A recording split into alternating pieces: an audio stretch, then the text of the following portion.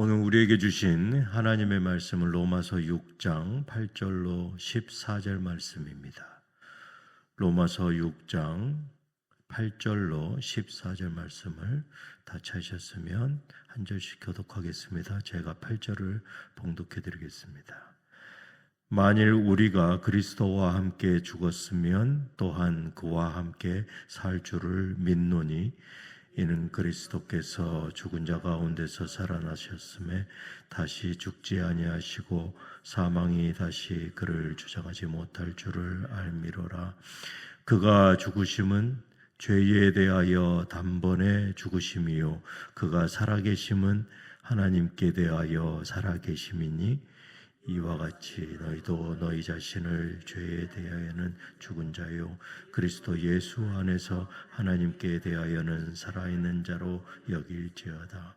그러므로 너희는 죄가 너희 죽을 몸을 지배하지 못하게 하여 몸의 사욕에 순종하지 말고 또한 너희 자체를 우리의 무기로 내주지 말고 오직 너희 자신을 죽은 자 가운데서 다시 살아난 자 같이 하나님께 드리며 너희 지체를 의의 무기로 하나님께 드리라. 다 같이 읽겠습니다. 죄가 너희를 주장하지 못하리니 이는 너희가 법 아래에 있지 아니하고 은혜 아래에 있음이라. 아멘. 저는 오늘 본문 말씀을 가지고 은혜 아래에서 자유라는 제목으로 은혜를 나누기를 원합니다. 오늘 우리는 로마서 6장 말씀을 통해서 예수 그리스도를 믿는 자들이 누리는 진정한 자유, 즉 은혜 아래서의 자유가 무엇인지 묵상하기를 원합니다. 우리가 예수님을 믿고 구원받았다는 것은 더 이상 죄의 종이 아니다라는 것이죠. 하나님의 자녀가 되었다라는 것을 선포하는 것입니다. 그러나 솔직히 고백하자면 우리가 종종 이 자유를 오해하거나 혹은 이 자유를 누리면서도 여전히 죄의 유혹 앞에서 자유할 수 없는 그러한 연약한 존재임을 발견하기도 합니다. 나는 구원을 받았으니 괜찮아라는 그러한 이 안일함 속에서 죄를 반복하고 또는 이로 인해 깊은 죄책감에 시달리기도 합니다. 이 현대인들은 이 정신 건강을 잃어버리고 이러한 조현병이나 여러 가지 우울감 속에서 이 죄에 대한 속삭임에 매우 괴로워하다 심지어 이 불행한 일을 스스로 저지르기도 합니다. 어떤 또 사람들은 이 그리스도인들이 마치 구원받은 은혜를 핑계 삼아서 죄를 짓고도 뻔뻔하다라는 그러한 비난의 말을 많이 하기도 합니다. 요즘 나오는 그러한 영화에서 보면 기독교인들을 이런 식으로 많이 비하하기도 하죠. 독일의 신학자 디트리히 본 회퍼가 이런 말을 합니다. 그의 저서에서 강력하게 값싼 은혜, 값싼 구원에 대해서 경고하고 있습니다. 그가 이 말한 값싼 구원이라는 것이 무엇이냐면 십자가의 구원의 대가로 지불된 그 예수 그리스도의 고귀한 희생과 은혜를 간과하고 그저 입술로만 믿는 그러한 신앙, 더 나아가서는 죄의 용서를 받았다라는 그러한 안주함에 머물러 전혀 삶에서는 크리스천답지 않다라는 것이죠. 삶의 변화가 없이 누리는 그냥 은혜에 만족하고 있다라는 것입니다. 오늘 본문 말씀을 통해서 우리는 이 은혜 아래서의 이 자유가 무엇을 의미하는가? 또 크리스찬의 삶에서 방종이나 방임이 아닌 진정한 자유에 대해서 묵상하길 소원합니다. 사도 바울은 8절에서 10절에 이 그리스도와 함께 산 자의 이 확신에 대해서 고백하고 있습니다. 8절에 만일 우리가 그와 함께 죽었으면 또한 그와 함께 살 줄을 믿노니, 바울은 8절 말씀과 또 유사한 말씀을 5절에서도 했습니다. 만일 우리가 그의 죽으심과 같은 모양으로 연합한 자가 되었으면, 이어서 또한 그의 부활과 같은 모양으로 연합한 자로 되리라 라고 이 5절 말씀에도 비슷한 형식으로 말씀을 강조했습니다. 헬라어 원문을 보니까 5절과 이 8절에 만일이라는 이 단어가 이 A라는 이 헬라어인데요. 만일 어떠했으면 이라는 말입니다. 만일 어떠했으면 뒤에 따라오는 단어에 따라서 이 강조가 이 이유나 확신의 의미로 나타난다는 것이죠. 5절에서는 만일 진정 우리가 그리스도의 죽음에 연합한 자가 되었으면 이라고 말씀합니다. 그래서 이 앞에 3절과 4절의 말씀을 반복해서 확증하고 있습니다. 8절에서도 마찬가지로 만일 우리가 그리스도와 함께 죽었으면, 우리는 이미 죄에 대하여서는 죽었다라는 것이죠. 반복해서 강조하고 이 확증적으로 말씀하고 있습니다. 그 죽음에 대해서 어느 정도까지 힘주어서 말씀했냐면, 우리가 그리스도와 함께 죽었으면 에서 이 죽었으면이 그 자체 이 죽다라는 이 동사 드네스코라는 말에서 뭐뭇으로부터라는 말에 붙어서 사용하였습니다. 그렇게 되면 죽다라는 말이 어떻게 변하냐면 몰사하다, 완전히 죽다, 이미 완전히 죽은 상태다라고 말이 변하게 되는 것이죠. 그래서 우리는 이미 그리스도와 함께 완전히 죽어버렸다라는 것이죠. 완전히 우리는 퍼펙트하게 죽었다. 10절에서도 이 그리스도께서 죽으신 죽음에 대해 죄에 대하여 단번에 죽으시고 그리고 완전하게 죽으신 사건을 말씀하고 있습니다. 더 이상 반복될 필요가 없는 완전한 죽으심, 완전한 희생.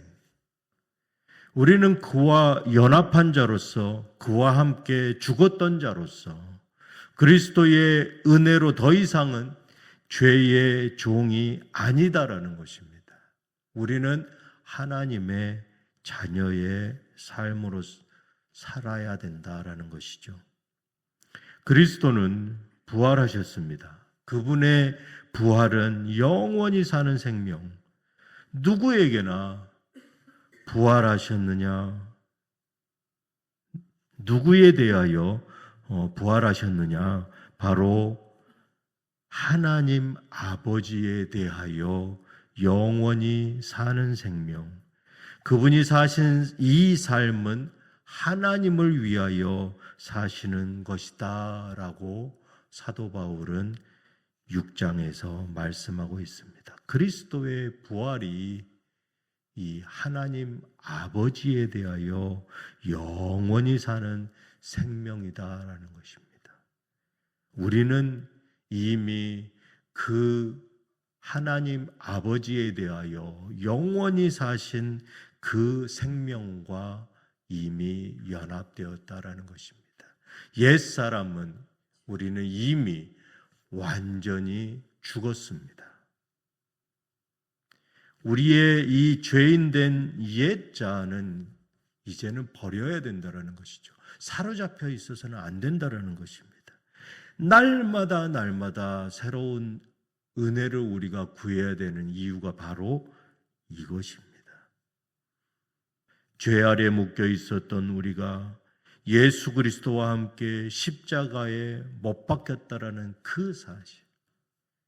우리는 매일매일의 삶 속에서 여전히 죄의 유혹에 흔들리고 때로는 넘어지기도 하는 것이죠. 어제 수천 수백 번 회개하고 다짐했는데 오늘 또 이 똑같은 죄를 짓고 마는 인생, 계속 자기 자신을 이 자책하게 만드는 그 음성, 그것이 무엇입니까? 바로 사단의 유혹인 것입니다. 그러나 우리는 이 오늘 본문에 우리의 죄인된 옛 자도 이미 그리스도와 함께 죽었다라고 선포하는 것이죠. 11절을 새 번역 성경으로 읽어드리겠습니다. 이와 같이 여러분도 죄에 대해서는 죽은 사람이요 하나님을 위해서는 그리스도 예수 안에서 살고 있는 사람이라는 것을 알아야 합니다. 이것은 하나님의 변치 않는 진리의 말씀입니다. 우리가 아무리 넘어지고 아무리 넘어져도 그리스도 예수 안에서 우리의 신분은 변함없이 죄에 대하여는 죽은 자다라는 것입니다. 그것도 이미 죽은 자다라는 것이죠. 11절 마지막에 우리가 보는 개정성경으로 읽어드리겠습니다. 너희도 너희 자신을 죄에 대하여는 죽은 자요 그리스도 예수 안에서 하나님께 대하여는 살아있는 자로 여길지어다. 우리가 오늘 이 여길지어다라는 말을 집중하고 싶은데요. 이 헬라어 원문에서는 이 여길지어다가 이 단순히 생각하거나 느껴지는 것을 넘어서서 진리로 간주하고 선언하라라는 의미로 이 말씀을 사용하였습니다. 다시 말하면 죄에 대해서는 죽은 사람이지만 하나님을 위해서는 그리스도 예수 안에서 살아있다라고 여겨라라는 것입니다. 이제는 그냥 여기는 것이 아니라 이제는 선언해라.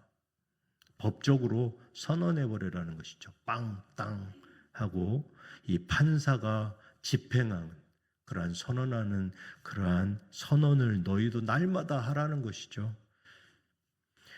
우리는 죄를 지을 때마다 나는 여전히 죄의 종인가 명확하지 않은 그러한 상태로 있을 때가 있습니다. 세상 사람들은 우리가 이 반복되는 죄악 속에서도 하나님의 은혜를 운운하면서 뻔뻔하게 살아간다고 비난할 수도 있습니다. 그러나 바울은 우리의 이 감정으로가 아니라 우리의 관점에서 우리의 자신을 바라보라라고 말씀하고 있습니다. 우리의 이 반복된 연약함에도 불구하고 우리는 믿음으로 선포해야 한다라는 것입니다. 여러분, 이 아침에 다 같이 한 목소리로 선언하기를 원합니다. 다 같이 한 목소리로 선언하겠습니다. 나는 죄에 대하여 이미 죽었다. 나는 더 이상 죄의 노예가 아니다. 이제 나는 하나님께 속한 자다. 믿으십니까? 우리는 이 믿음의 확신이 없으면 세상 사람들이 말하는 저 사람들은 뻔뻔해. 저 사람들은 방종하는 사람들이야. 저 사람들은 방임하는 사람들이야.